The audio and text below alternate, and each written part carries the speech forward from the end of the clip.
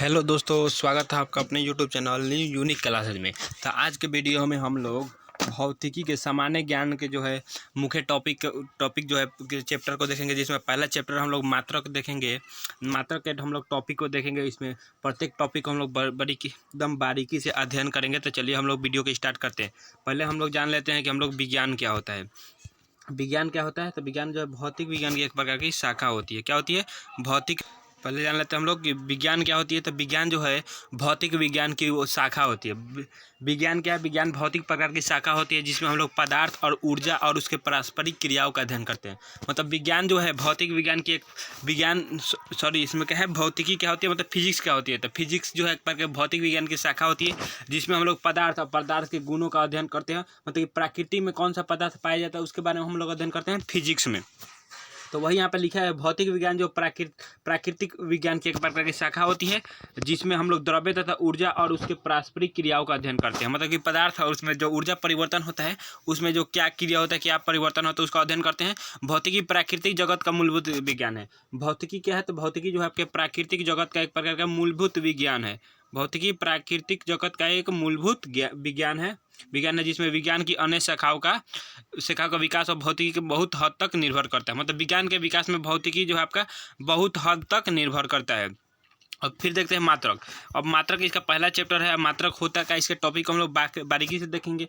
तो पहले देखते हैं मात्रक। मात्रक क्या है? तो मात्रक जो है किसी राशि के मापन के लिए निर्देश मानक को मात्रक कहते हैं। मतलब कि किसी भौतिक राशि के मानक करने के लिए जिस हम लोग मानक मापदंड का प्रयोग करते हैं, उसी को हम लोग मात्रक कहते हैं। क्या है? किसी राशि को मापने के लिए हम लोग जिस मानक मापदंड का प्रयोग करते हैं, उसी को हम लोग क्या करते हैं, मात्रक कहते हैं। जैसे में मात्रक कहते हैं, जैसे में क्या करते हैं हम लोग द्रव्यमान को मापने के लिए किसी को किलोग्राम का प्रयोग करते हैं, तो वही उसका क्या हो गया, मात्रक हो गया, किलोग्राम। तो हो गया। अगला देखते हैं मात्रक दो प्रकार के होते हैं। अब मात्रक कितने प्रकार के होते हैं? तो मात्रक जो है दो प्रकार के होते हैं। एक होता है मूल मात्रक और दूसरा होता है आधारी मात्रक। ठीक है, मूल मात्रक और आधारी मात्रक। कितने प्रकार के होते हैं? तो मात्रक दो प्रकार के होते हैं। एक होता है मूल मात्रक और दूसरा आधारी मात्रक। अगला देखते हैं, अगला है एसआई पद्धति में मूल मात्रकों की संख्या कितनी है। एसआई पद्धति है जिसको हम लोग एसआई पद्धति पढ़ते हैं, उसमें मूल मात्रकों की संख्या कितनी है, साथ है जो आपके नीचे जो है नीचे सारणी में दी गई है। जैसे में इनको बारीकी देखते हैं। इसमें सारणी में 7 दी गई है। वो कौन कौन सी है? तो पहला लंबाई, दूसरा है द्रव्यमान, तीसरा है समय, चौथा है ताप, फिर पांचवा है विद्युत धारा, ज्योति तीव्रता और पदार्थ का परिमाण। ये सब आपके क्या है? ये सब आधारी मात्रक है। क्या है? आधारी राशि है। ये सब आधारी राशि है। द्रव्यमान, लंबाई, समय, ताप, तापमान, विद्युत धारा, ज्योति तीव्रता, पदार्थ का परिमाण, ये सब क्या है? सब आधारी राशि है। अब देखिए, अब आधारी राशि के जो मात्रक होगा ना, उसी को हम लोग आधारी मात्रक कहते हैं। जैसे हम देखिए, लंबाई का सही मात्रक क्या होता है? मीटर होता है। द्रव्यमान का सही मात्रक क्या होता है? किलोग्राम होगा। समय का सही मात्रक सेकंड होता है। तापमान का सही मात्रक केल्विन होता है। विद्युत धारा का सही मात्रक एम्पीयर, ज्योति तीव्रता का सही मात्रक कैंडेला, पदार्थ के परिमाण का सही मात्रक मोल होता है। मोल हो गया। अगला देखते हैं। अब देखिए, वो था आपका एसआई मात्रक था। अब एसआई मात्रक के अलावा भी दो मात्रक पाए जाते हैं। जैसे में एक होता है समतल कोण। एसआई मात्रक के अलावा दो जो आपके पूरक मात्रक पाए जाते हैं। कौन से? संपूरक मात्रक कहिए या पूरक मात्रक कहिए। संपूरक कहिए या पूरक कहिए, दो मात्रक पाए जाते हैं। जिसमें एक होता है समतल कोण। समतल कोण का सही मात्रक क्या होता है? तो रेडियन होता है। और घन कोण का सही मात्रक क्या होता है? स्टेरेडियन होता है। इसका संकेत देख लीजिए। समतल कोण का सही मात्रक रेडियन, आरएडी इसका संकेत होगा। घन कोण का सही मात्रक स्टेरेडियन होगा, इसका संकेत एसआर होता है। याद रखिएगा, ये सब याद रखिएगा। अगला देखते हैं। अगला टॉपिक है एसआई के कुछ पुराने पैमाने के नए नाम और संकेत। मतलब एसआई जो है, एसआई में जो हम किसी भी चीज़ का मात्रक अध्ययन करते हैं, उसका जो नया मात्रक है और उसका पुराना मात्रक है, तो वही हम लोग को जानना है। देखिए, ताप का सही मात्रक। ताप का सही मात्रक पुराना जो था डिग्री सेंटीग्रेड था। जो समय ये लिख देते थे, इसको हम लोग डिग्री सेंटीग्रेड पहले कहते थे, लेकिन अब क्या करें, हम लोग डिग्री सेल्सियस कहते हैं। ये लिखते हैं तो हम लोग अब डिग्री सेल्सियस कहते हैं, लेकिन इसको पहले हम लोग डिग्री सेंटीग्रेड कहते थे। तो डिग्री सेंटीग्रेड जो था आपका पुराना मात्रक था, और नया मात्रक है 0 डिग्री सेल्सियस है। आवृत्ति का सही मात्रक जो है अब नया मात्रक जो है आपका हर्ज है। और उसके पहले हम लोग क्या कहते थे? सीपीएस कहते थे। मतलब चक्कर प्रति सेकंड जो था। आवृत्ति का पुराना मात्रक चक्कर प्रति सेकंड था, और नया मात्रक हर्ज है। अब ज्योति तीव्रता का सही मात्रक कैंडेला शक्ति था, पुराना मात्रक। ज्योति तीव्रता के सही मात्रक जो आपका कैंडेला शक्ति था, पुराना मात्रक। और नया मात्रक क्या है? कैंडेला। सिर्फ कैंडेला है, क्योंकि आधुनिक में चीज़ों को जो है शॉर्ट किया जा रहा है, एकदम छोटा छोटा किया जा रहा है, ताकि जो दिक्कत ना हो किसी व्यक्ति को पढ़ने में। अगला देखते हैं, अगला है वे सभी मात्रक जो मूल मात्रकों की सहायता से व्यक्त किए जाते हैं व्युत्पन्न मात्रक कहलाते हैं। अब व्युत्पन्न मात्रक होता है क्या है, तो वे सभी मात्रक जो मूल मात्रकों की सहायता से व्यक्त किए जाते हैं उसे व्युत्पन्न मात्रक कहते हैं। अगला देखते हैं, अगला है बहुत लंबी दूरी को मापने के लिए प्रकाश वर्ष का प्रयोग किया जाता है। बड़ी लंबी दूरी को मापने के लिए प्रकाश वर्ष का प्रयोग किया जाता है। कहने का मतलब ये है कि सूर्य से पृथ्वी के बीच की दूरी कितनी है, तो बहुत लंबी दूरी, उसको तो मीटर में आप नहीं सकते हैं, तो इसलिए प्रकाश वर्ष दूरी का प्रयोग करते हैं। और एक प्रकाश वर्ष बराबर जो आपका होता है 9.46 × 10⁻15 मीटर होता है। कितना? 9.46 × 10⁻15 मीटर होता है एक प्रकाश वर्ष। अब प्रकाश वर्ष किस चीज़ का मात्रक है, तो प्रकाश वर्ष याद रखिए दूरी का मात्रक है। ये भी आपके एग्जाम में आता है, प्रकाश वर्ष दूरी का मात्रक है और ये बहुत लंबी दूरी मापने के लिए प्रयुक्त होता है प्रकाश वर्ष। अगला देखते हैं, अगला है दूरी मापने की सबसे बड़ी इकाई। अब देखिए प्रकाश वर्ष से भी 12 दूरी मापने की इकाई है, तो दूरी मापने की सबसे बड़ी इकाई जो आपका क्या है, पारसेक है, आपका जो है पारसेक। क्योंकि पारसेक देखिए, पारसेक जो एक पारसेक बराबर होता है 3.26 प्रकाश वर्ष। तो देखिए प्रकाश वर्ष जो है पारसेक से 3 गुना अगर प्रकाश वर्ष जोड़ा जाएगा 3 गुना से अधिक तो पारसेक के बराबर होगा। तो इससे क्या पता चलता है कि पारसेक सबसे बड़ा मात्रक है और उससे छोटा मात्रक क्या है, प्रकाश वर्ष है। और देख लीजिए, और डायरेक्ट हम लोग मात्रक इसका मीटर में निकाले तो एक पारसेक बराबर कितना होता है, तो एक पारसेक बराबर आपका होता है 3.08 × 10⁻16 मीटर होता है एक पारसेक बराबर। आपके एग्जाम में ये भी आता है एक पारसेक बराबर कितना होता है, तो 3.08 × 10⁻16 मीटर, या एक पारसेक बराबर कितना प्रकाश वर्ष होता है, तो 3.26 प्रकाश वर्ष होता है। अगला देखते हैं, अगला है आपका बल की सीजीएस पद्धति में ऐसे ही मात्रक डाइन होता है। मतलब कि बल का सीजीएस मात्रक क्या होता है, आपका डाइन होता है। बल का सीजीएस मात्रक जो है डाइन होता है, ये भी याद रख लीजिएगा। और ऐसा ही पद्धति में न्यूटन होता है। बल का ऐसा ही मात्रक क्या है, तो बल का ऐसा ही मात्रक जो आपका न्यूटन होता है, याद रखिए। बल का ऐसा ही मात्रक न्यूटन होता है, क्योंकि न्यूटन जो वैज्ञानिक थे उन्हीं के नाम पर जो है उनका नाम रखा गया न्यूटन। अब बल का सीजीएस मात्रक क्या होता है, डाइन होता है। हो गया। अगला देखते हैं, अगला है कार्य की सीजीएस पद्धति में इसका ऐसा ही मात्रक और होता है। मतलब कार्य का देखिए, कार्य का ऐसा ही मात्रक क्या है, कार्य के ऐसे ही मात्रक आपका क्या होता है, जूल होता है। और इसका सीजीएस पद्धति में क्या होता है, तो ऑर्ग होता है। कार्य का सीजीएस मात्रक क्या होता है, जूल। कार्य का ऐसे ही मात्रक जूल होता है और सीजीएस मात्रक जो है आपका ऑर्ग होता है।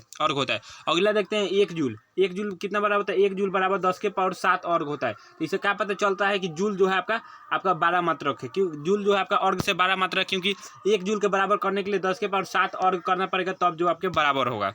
इसलिए 1 जूल बराबर 10⁻7 ऑर्ग। अगला देखते हैं, अगला टॉपिक है 10 की विभिन्न घातों के प्रतीक। मतलब 10 के विभिन्न घातों के प्रतीक हम कैसे लिखते हैं, तो है भौतिकी में बहुत छोटी और बहुत बड़ी राशियों के मानों को 10 के घात के रूप में व्यक्त किया जाता है। 10 का कुछ घातों को 10 के कुछ घातों को विशेष नाम तथा संकेत दिए जाते हैं, नीचे दिए गए सारणी में पढ़े। मतलब कि कोई चीज़ है ना जो हम लोग 10 के घातों के रूप में पढ़ते हैं, जिसमें आसानी हो। जैसे हम पढ़ लिख देते हैं 10⁻−18, 10⁻−15, 10⁻12 ऐसे लिख देते हैं। तो इसका मतलब क्या हुआ, तो ये हम लोग देखते हैं। इसका देखिए, इसका हो गया, इसका मतलब क्या हुआ। तो इसमें पहले हम देख लेते हैं एक्सा है। अगर 10 के पावर हम 18 लिख दे तो इसका मतलब क्या हुआ, एक्सा हो गया। अगर 10 के पावर 15 लिख दे तो इसका मतलब क्या है, पेंटा हो गया। 10 के पावर 12 लिख दे तो इसका मतलब क्या है, टेट्रा हो गया। और 10 के पावर 9 मतलब क्या हो गया, गीगा हो गया। 10 के पावर 6 अगर कह देते क्या हो गया, मेगा हो गया। और 10 के पावर 3 जो आपका किलो हो गया। देखिए 10 के पावर 3 मतलब किलो। 10 के पावर 3 मतलब क्या होता है, आपका 1000 ग्राम होता है, तो किलो हो गया। और 10 के पावर 2 बराबर हेक्टेयर हो गया। और 10 के पावर 1 बराबर डेका हो गया। फिर अगर लिखे 10 के पावर -18 तो आपका ऑटो हो गया। 10 के पावर 15 बराबर फेमटो हो गया। फिर 10 के पावर -12 बराबर पिको। अगर आप लिख दिया जाए 10 के पावर 12 बराबर किसके बराबर होगा, तो याद रखिएगा पिको के बराबर होगा। अगर 10 के पावर 9 बराबर, तो 10 के पावर 9 कह देता है, नैनो मतलब नैनो। और 10 के पावर -6 बराबर माइक्रो। और 10 के पावर -3 बराबर तो मिली। और 10 के पावर -2 बराबर सेंटी। 10 के पावर -1 बराबर डेसी। तो देखिए, इसको याद रखने का ट्रिक है, याद करने का ट्रिक है। तो आप जो है इधर से याद करिएगा। पहले याद करिएगा atto, femto, pico, nano, micro, milli, centi, deci. फिर यहाँ से नीचे से start, deca, hecto, kilo, mega, giga, tera, penta, exa. ऐसे याद हो गया। अब देखिए लाइन से याद कर लीजिए इसको, atto, femto, pico, nano, micro, milli, centi, deci, deca, hecto, kilo, mega, giga, tera, पेंसा हो गया। अब याद रखिए, अब क्या करना है आपको, 10 के पावर पहले -18 लिखना है। फिर उसका घात जो है 3 घटाते जाना है। 10 के पावर -15, 10 के पावर -12, देखिए 18, 15, 12, 9। तो यहाँ पे 3 का उत्तर हो रहा है। फिर 3 हो गया, फिर 2, फिर 1, फिर 1, 2 और फिर 3 से जो आपका चलते चल रहेगा। जैसे याद कर लीजिएगा, एकदम आसान ट्रिक है। अब देखते हैं फिजिक्स का दूसरा चैप्टर है गति। गति क्या होता है, तो इसमें चलते हैं हम पहले देखते हैं गति क्या है। तो गति में हम लोग सबसे पहले देखेंगे अदिश राशि क्या है। अदिश राशि क्या है, जिसको हम लोग अंग्रेजी में स्केलर क्वांटिटी बोलते हैं। अदिश राशि क्या है, तो अदिश राशि क्या होती है, तो अदिश राशि वैसी भौतिक राशि होती है जिसमें केवल परिमाण होता है, दिशा नहीं होता है। क्या होता है, केवल परिमाण होता है, दिशा नहीं होता है, उसे अदिश राशि कहते हैं। तो अदिश राशि क्या है? तो अदिश राशि वैसी राशि जिसमें केवल परिमाण होता है, दिशा नहीं होता है, उसे अदिश राशि कहते हैं। अदिश राशि क्या होता है? तो ऐसी राशि जिसमें केवल परिमाण होता है, दिशा नहीं होता है, उसे अदिश राशि कहते हैं। अदिश राशि जैसे में द्रव्यमान में दिशा होता है नहीं, चाल, आयतन, कार्य, समय, ऊर्जा, ये सारे अदिश राशि है। ये सारे अदिश राशि है क्योंकि इनमें केवल परिमाण होता है, मतलब केवल मान लीजिए वजन होता है, या केवल चाल होता है, चाहे आयतन होता है, लेकिन इसका दिशा नहीं होता है, ठीक है। लेकिन देखिए विद्युत धारा और ताप, दाब, ये सब अदिश राशि है। देखिए विद्युत धारा जो आपका विद्युत धारा में जो दिशा भी होता है और परिमाण भी होता है, लेकिन फिर भी ये क्या है? एक अदिश राशि है। क्यों? क्योंकि ये सदिश गणित के नियम का पालन नहीं करता है। तो याद रखिए विद्युत धारा, ताप, दाब, ये सब क्या है? अदिश राशि है। अब देख लेते हैं हम लोग कि सदिश राशि क्या है। सदिश राशि क्या होती है? सदिश राशि वैसी भौतिक राशि जिसमें परिमाण के साथ साथ दिशा भी होती है और जो योग के निश्चित नियम के अनुसार जोड़ी जाती है, सदिश राशि कहलाती है। सदिश राशि क्या होती है? सदिश राशि वैसी राशि होती है जिसमें परिमाण के साथ साथ दिशा भी होती है, उसे सदिश राशि कहते हैं, याद रखिए। और सदिश राशि जैसे क्या होता है? वेग हो गया, विस्थापन, बल, त्वरण हो गया, विद्युत क्षेत्र की तीव्रता, चुंबकीय क्षेत्र की तीव्रता, बला, घूर्णी, ये सब क्या है? ये सब सदिश राशि है, ठीक है। अगला टॉपिक देखते हैं। अगला को है आपका दूरी। दूरी क्या है आपका? दूरी क्या है? जिसको अंग्रेजी में क्या बोलते हैं हम लोग? डिस्टेंस बोलते हैं। तो दूरी क्या है? किसी दिए गए समय अंतराल में किसी वस्तु द्वारा किए गए मार्ग की लंबाई को दूरी कहते हैं। दूरी एक अदिश राशि, इसका मान स्वतः धनात्मक होता है, याद रखिए। मतलब कह रहे हैं ना कि किसी वस्तु द्वारा या किसी व्यक्ति द्वारा तय की गई पथ की कुल लंबाई को दूरी कहते हैं। कहने का मतलब कि हम लोग कितना दूर चल दिए, मान लीजिए हम लोग यहाँ है, यहाँ से यहाँ तक, यहाँ है, यहाँ से हम लोग चल दिए, तो क्या हो गया? इसको दूरी कहेंगे। और दूरी का मान हमेशा जो है आपका पॉजिटिव होता है, दूरी का मान कभी नेगेटिव नहीं रहेगा, याद रखिएगा। और दूरी क्या है? तो दूरी एक अदिश राशि हो गया, क्लियर। अब देख लेते हैं विस्थापन। विस्थापन में थोड़ा सा अंतर है। विस्थापन क्या है? तो विस्थापन एक निश्चित दिशा में दो बिंदुओं के बीच लंबवत दूरी को विस्थापन कहते हैं। विस्थापन क्या है? एक निश्चित दिशा में दो बिंदुओं के बीच की लंबवत दूरी को विस्थापन कहते हैं। कहने का मतलब कि न्यूनतम दूरी का विस्थापन कहते हैं। विस्थापन क्या है? तो याद रखिएगा विस्थापन एक प्रकार का सदिश राशि है। विस्थापन क्या है? विस्थापन एक प्रकार का सदिश राशि है। और विस्थापन का भी ऐसा ही मात्रक मीटर होता है, दूरी का भी ऐसा ही मात्रक मीटर होता है, ठीक है। लेकिन विस्थापन होता क्या है? मान लीजिए हम लोग यहाँ पे है और यहाँ पे हम लोग को जाना है, ठीक है। अगर देखिए तो हम लोग क्या करेंगे, मान लीजिए हमें रूट एक साथ नहीं है, पहले यहाँ जाएंगे, इस तरह रोड होगा, इस तरह जाएंगे, तो ये क्या हो गया? आपके दूरी हो गया। क्या हो गया? हम लोग किसी भी तरह जाए, पथ की लंबाई जो तय की है उसको दूरी कहते हैं। लेकिन निश्चित दिशा में हम लोग चले ना, स्थान परिवर्तन को विस्थापन, डायरेक्ट हम लोग इधर से चल दिए, ठीक है। तो क्या होगा? बहुत न्यूनतम दूरी तय की है, इसी को हम लोग विस्थापन कहते हैं, ठीक है। तो विस्थापन का मान जो है दूरी से कम होता है, याद रखिएगा। विस्थापन देखिए आपका विस्थापन का मान जो है हमेशा दूरी से कम होता है, मतलब कि दूरी का मान अधिक होगा या बराबर होगा, लेकिन विस्थापन का मान जो है कम होगा, दूरी से या बराबर हो सकता है। अगला देखते हैं। अगला क्वेश्चन है विस्थापन धनात्मक, ऋणात्मक तथा शून्य कुछ भी हो सकता है। विस्थापन क्या है? तो विस्थापन का मान जो है धनात्मक, ऋणात्मक तथा कुछ भी हो सकता है। देखिए दूरी का मान स्वतः धनात्मक होता है, लेकिन विस्थापन का मान धनात्मक, ऋणात्मक तथा शून्य कुछ भी हो सकता है, ये याद रखिएगा। अगला देखते हैं। अगला चाल क्या है? चाल क्या है? तो चाल जो है आपका किसी वस्तु द्वारा प्रति सेकंड में तय की गई दूरी को चाल कहते हैं। चाल क्या है? मतलब कि किसी वस्तु द्वारा प्रति सेकंड, मतलब कोई वस्तु जो है एक सेकंड में कितना दूरी तय करती है, उसको चाल कहते हैं। और याद रखिएगा चाल कैसे? चाल बराबर क्या होता है? तो चाल बराबर को होता है दूरी बटा समय। दूरी बटा समय हो गया, दूरी बटा क्या हो गया? समय हो गया। दूरी कैसे मात्रा क्या होता है? मीटर होता है। दूरी कैसे मात्रा क्या होता है? मीटर होता है। समय कैसे मात्रा क्या होता है? तो सेकंड होता है। तो चाल कैसे मात्रा क्या हो गया? दूरी मीटर पर सेकंड हो जाएगा। चाल कैसे मतलब मीटर पर सेकंड। लेकिन देखिए चाल में कोई दिशा नहीं ना होता है, इसलिए चाल एक अदिश राशि है। क्यों? क्योंकि चाल के पास परिमाण होता है, दिशा नहीं होता है, इसलिए चाल एक अदिश राशि है। अगला देखते हैं वेग। वेग क्या है? वेग क्या है? तो किसी वस्तु के विस्थापन की समय दर को वेग कहते हैं। मतलब किसी वस्तु के विस्थापन की समय दर को वेग कहते हैं। मतलब वेग बराबर आपका हो सकता है विस्थापन बटा समय। विस्थापन बटा समय मतलब किसी वस्तु के विस्थापन की दर को वेग कहते हैं। या यूँ कह सकते हैं कि निश्चित दिशा में इकाई समय में तय की दूरी को हम लोग वेग कहते हैं। निश्चित दिशा में इकाई समय में तय की दूरी का वेग कहते हैं। और वेग कैसे ही मात्रा क्या होता है? तो वेग कैसे मात्रा भी मीटर पर सेकंड होता है। चाल और वेग में ज़्यादा अंतर नहीं है, लेकिन याद रखिएगा कि चाल जो है एक अदिश राशि है, लेकिन वेग एक सदिश राशि है। क्यों? क्योंकि चाल के पास केवल परिमाण होता है, लेकिन वेग के पास परिमाण और दिशा दोनों होता है। हो गया। और चाल कैसे ही मतलब मीटर पर सेकंड होता है, वेग कैसे मतलब भी मीटर पर सेकंड होता है। और चाल क्या है? चाल एक अदिश राशि है, जबकि वेग एक सदिश राशि है।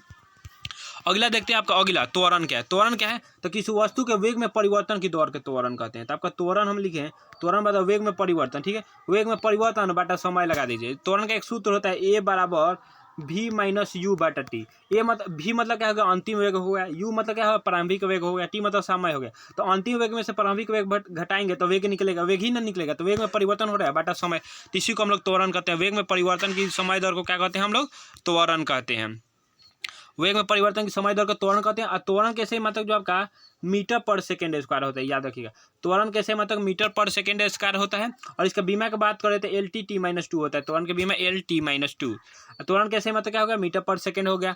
और त्वरण यदि, और इसके बाद देखिए अगला है, यदि जब किसी वस्तु का वेग घटता है, मतलब कि वेग जब घट रहा है तभी त्वरण होगा, वेग जब बढ़ेगा तभी त्वरण होगा, क्योंकि वेग में परिवर्तन की दर को त्वरण कहते हैं। वेग मतलब बढ़े चाहे घटे त्वरण कहेगा, लेकिन एक कंडीशन है, वेग जब बढ़ रहा होगा उसको त्वरण कहेंगे, और जब वेग घट रहा होगा तब त्वरण होगा। तो ऋणात्मक जब त्वरण होगा तो उसको हम लोग मंदन कहेंगे, ऋणात्मक त्वरण को मंदन कहते हैं।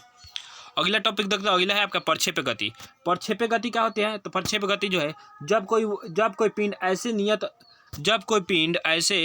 ऐसे नियत त्वरण के अंतर्गत गति करता है, जब कोई पिंड ऐसे नियत त्वरण के अंतर्गत गति करता है जिसकी दिशा पिंड के वेग की दिशा से भिन्न हो, जिसकी दिशा पिंड के वेग की दिशा से भिन्न हो, तो पिंड के वेग का परिमाण एवं दिशा दोनों समय के साथ बदलते रहता है। तो इस कारण पिंड एक समतल में वक्र पथ पर गति करता है। इस गति को प्रक्षेप्य गति कहते हैं और वक्र पथ को प्रक्षेप्य पथ कहते हैं।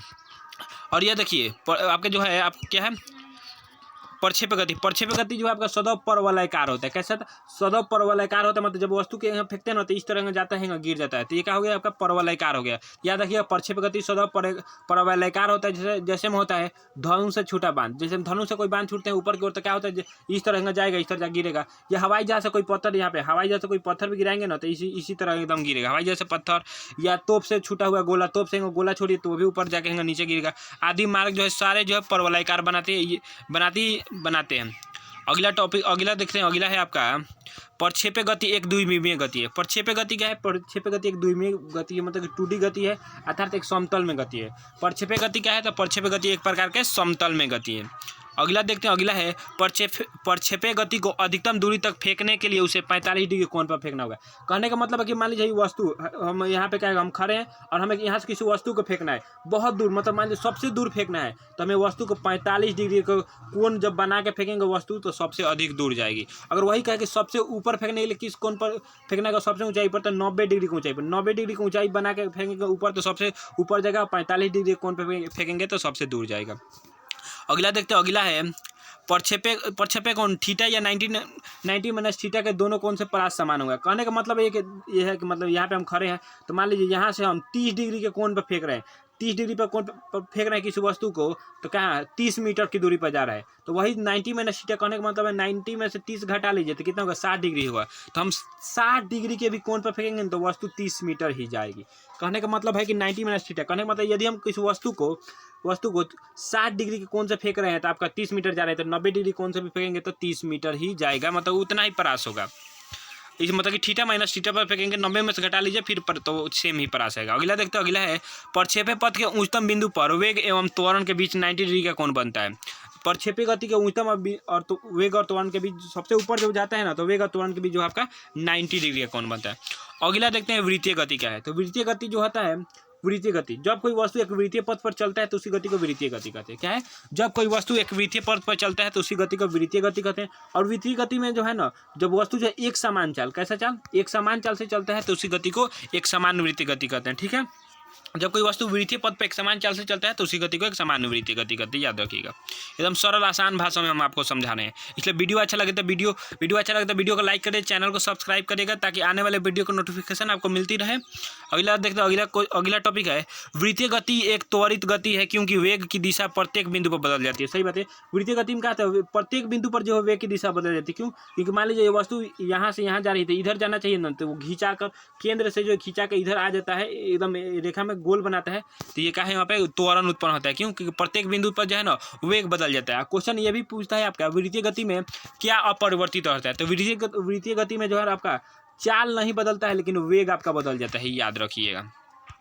अगला है डोरी से बंधे हुए एक पत्थर को तेजी से वृत्तीय गति में घुमाया जाए तो और घुमाने के समय डोरी टूट जाए तो पत्थर कैसा दिशा में जाएगा, इस पर मतलब कि क्या कहते हैं, स्पर्श रखिए जाएगा। कहने का मतलब कि मान लीजिए डोरी हम इस तरह डोरी लिए हैं और घुमा रहे हैं तो जो है वृत्तीय बना रहा है, लेकिन देखिए यहाँ से जब डोरी जो है पत्थर से बना है तभी ना गोल बना रहा है। अगर डोरी टूट जाएगा तो क्या होगा, मान लीजिए हेंगा ये यहाँ से हेंगा जा रहा है तो टूटेगा तो इधर चला जाएगा, एकदम स्पर्श रेखा की दिशा में चला जाएगा, तो बस वही स्पर्श रेखा की दिशा में चलेगा। और अगला देखते हैं, अगला है कोणीय वेग। कोणीय वेग क्या होता है, तो वृत्ताकार मार्ग पर गतिशील कण का वृत्ताकार मार्ग व गतिशील कण का वृत्त के केंद्र से मिलाने वाली रेखा 1 सेकंड में जितना कोण से घूमती है उसे उसका कोणीय वेग कहते हैं। मतलब वृत्ताकार मार्ग पर गतिशील कण का वृत्त के केंद्र से मिलाने वाली रेखा 1 सेकंड में जितना कोण से घूमती है उसे कोणीय वेग कहते हैं और उसे कोणीय वेग कहते हैं। ठीक है, और कोणीय वेग को क्या है, इसको प्राय ओमेगा से प्रकट किया जाता है। मतलब कोणीय वेग को प्राय ओमेगा इस तरह लिखिए तो इसका मतलब हो गया ओमेगा से प्रकट किया जाता है। और कोणीय वेग जो है ओमेगा बराबर होता है थीटा बटा टी। मतलब कोणीय वेग बराबर होता है वृत्त के केंद्र पर बना कोण बटा समय होता है। अगला देखते हैं 1 सेकंड में एन चक्कर पूरा करे तो क्या होगा, ओमेगा बराबर होता है 2 पाई एन होगा। 2 पाई एन होगा आपका 2 हो जाएगा, पाई का मान 22/7 और एन जो है आपका चक्कर हो गया तो 2 पाई एन लगा सकते हैं। अगला देखते हैं, अगला है आपका अब यदि वृत्ताकार मान पर r त्रिज्या और कण के 1 सेकंड में n चक्कर लगता है तो उसके द्वारा 1 सेकंड में चली गई दूरी वृत्त के परिधि गुने n के बराबर होता है। मतलब 2 पाई r इंटू एन के बराबर होगा। अगला देखते हैं, अगला आपके टॉपिक बहुत महत्वपूर्ण ये है, रेखीय चाल बराबर कोणीय चाल गुने त्रिज्या। रेखीय चाल को हम लोग भी से सूचित करते हैं, कोणीय चाल को आपको कोणीय चाल या ओमेगा सूचित करते हैं त्रिज्या का r से। तो आपको हो जाएगा v बराबर में ओमेगा इंटू आर। बस यही दिया है आपका, v बराबर ओमेगा इंटू आर होता है आपका, याद रखिएगा। रेखीय चाल बराबर ओमेगा कोणीय चाल इंटू त्रिज्या। अगला देखते हैं, अगला पाई की खोज किसने की थी। तो पाई का मान जो है सबसे पहले किसने निकाला था, आर्यभट्ट ने। पाई का मान 22.7 होता है, किसने बताया था, आर्यभट्ट ने बताया था। अब देखते हैं न्यूटन का नियम। न्यूटन की गति का नियम क्या है। तो न्यूटन की गति का नियम क्या है, तो भौतिकी के पिता न्यूटन है। अब इससे क्या पता चलता है कि भौतिकी के पिता किसे कहते हैं, तो न्यूटन को। भौतिकी के पिता किसे कहते हैं, न्यूटन ने सन 1687 कब भौतिकी के पिता न्यूटन ने सन 1687 ईस्वी में अपनी पुस्तक प्रिंसिपिया में सबसे पहले गति का नियम दिया। तब ये भी बनता है यहाँ पे सवाल, न्यूटन ने अपना गति का नियम किस बुक में दिया था, प्रिंसिपिया बुक में। कब दिया था, 1687 ईस्वी में न्यूटन ने अपना बुक में नियम दिया था। क्या 3 नियम दिया था। अब देखते हैं इनका नियम क्या है। इनका नियम है, न्यूटन गति का प्रथम नियम कहता है यदि कोई वस्तु विराम की अवस्था में है तो वो विराम की अवस्था में रहेगी, यदि कोई वस्तु गतिमान की अवस्था में है तो गति की अवस्था में रहेगी जब तक उस पर कोई बाह्य बल कार्य नहीं करता। बस यही लिखा है, यदि कोई वस्तु विराम अवस्था में है तो वह विराम की अवस्था में ही रहेगी, यदि कोई वस्तु एक समान सीधी रेखा में चल रही है तो वैसे ही चलती रहेगी जब तक उस पर कोई बाह्य अंशुतुलित बल लगाकर वर्तमान अवस्था में परिवर्तन ना किया जाए। हो गया। अब देखिए, प्रथम नियम को गैलीलियो के जड़त्व का नियम भी कहते हैं। कहने का नियम है ना कि न्यूटन से पहले गैलीलियो साहब थे। कौन थे, गैलीलियो व्यक्ति थे जिन्होंने जड़त्व का नियम दिया था, जिसका अनुसार जो है यदि कोई वस्तु विराम की अवस्था में है तो वह विराम की अवस्था में रहेगी, या यदि कोई वस्तु गति की अवस्था में है तो गति की अवस्था में रहती। सेम उसी नियम को जो न्यूटन साहब ने रिपीट कर दिया तो कहा कि ये पहला नियम है, तो इसलिए न्यूटन गति के पहले नियम को जड़त्व का गैलीलियो का जड़त्व का नियम भी कहते हैं। अगला देखते हैं, अगला है आपका, अब देखते हैं, अब है आपका प्रथम नियम से बल की परिभाषा मिलती है। न्यूटन गति नियम से क्या होता है, तो न्यूटन गति के प्रथम नियम से बल की परिभाषा मिलती है। अब बल क्या है, अब बल की परिभाषा क्या है, तो बल की परिभाषा वह है कि बल वह भौतिक कारक है जो किसी वस्तु पर लगकर उसकी स्थिति को बदल देता है या बदलने का प्रयास करता है। कहने का मतलब, मान लीजिए कोई दीवार है, यहाँ से एक व्यक्ति बल लगा रहा है तो उस पर जो लगाने का प्रयास करे कि दीवार को हम धक्का दे दे, ढकेल दे, दीवार गिरे ना गिरे, धक्का दे, घस के ना घस के, लेकिन वो बल लगा रहे हैं, वही बल का डिफिनेशन कहते हैं कि बल वो भौतिक कारक है जो किसी वस्तु पर लगकर उसकी स्थिति में परिवर्तन कर दे या करने का प्रयास करता है। बल क्या है, तो बल एक अदिश राशि है। क्यों, क्योंकि निश्चित दिशा में बल लगाते हैं और इसका सही मात्रक जो है न्यूटन होता है। अब देख लेते हैं जड़त्व के कुछ उदाहरण। जड़त्व के कुछ उदाहरण क्या है, जिसमें ठहरी हुई मोटर या रेलगाड़ी के अचानक चल पड़ने पर उसमें बैठे यात्री पीछे की ओर झुक जाता है। चलती हुई जब हुई मोटर गाड़ी या रेलगाड़ी जो है जब चल पड़ती है रुकी हुई तो क्या उसमें बैठे यात्री पीछे की ओर झुक जाते हैं। क्यों, क्योंकि वो विराम की जरूरत कारण हो गया। अगला देखते हैं, चलती हुई मोटर गाड़ी के अचानक ब्रेक लगने पर उसमें यात्री जो है आगे की ओर झुक जाता है। फिर कंबल को हाथ से पकड़कर इस डंडे से पीटने पर धूलकण जो है गिर जाता है। क्यों, क्योंकि जड़त्व कारण ही। अगला देखते हैं, अगला एक टॉपिक देख लेते हैं। अगला है संवेग क्या है। संवेग क्या है आपका, तो किसी वस्तु के द्रव्यमान और वेग के गुणनफल को संवेग कहते हैं। मतलब P मतलब संवेग बराबर mv, किसी वस्तु के द्रव्यमान और वेग के गुणनफल को संवेग कहते हैं। और संवेग का सही मतलब क्या हो जाएगा, kg मीटर पर सेकंड। क्या होगा, kg मीटर पर सेकंड। संवेग का सही मतलब क्या हो जाएगा आपका, kg मीटर पर सेकंड, kg या मीटर पर सेकंड हो जाएगा। संवेग क्या है, तो संवेग एक प्रकार का सदिश राशि, ये भी याद रखिएगा।